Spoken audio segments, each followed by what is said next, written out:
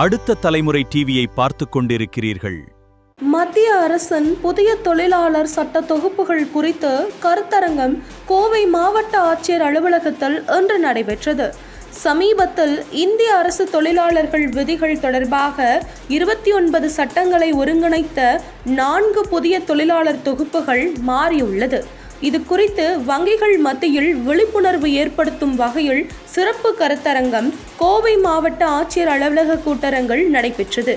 இதில் மாவட்ட வருவாய் அலுவலர் மதுராந்தகி மற்றும் தொழிலாளர் நலவாரிய அதிகாரிகள் கலந்து கொண்டனர். இதில் கலந்து கொண்டு மத்திய அரசின் புதிய தொழிலாளர் சட்ட தொகுப்புகள் குறித்து விரிவாக விளக்கியுள்ளனர். இந்நிகழ்வில் கோவை மாவட்டத்தை சேர்ந்த வங்கிகளின் உயர் அதிகாரிகள் மற்றும் மனிதவள மேம்பாட்டுத்துறை அதிகாரிகளும் கலந்து கொண்டு புதிய தொழிலாளர்கள் சட்ட தொகுப்புகள் குறித்து பல்வேறு சந்தேகங்களை கேட்டறிந்தனர்.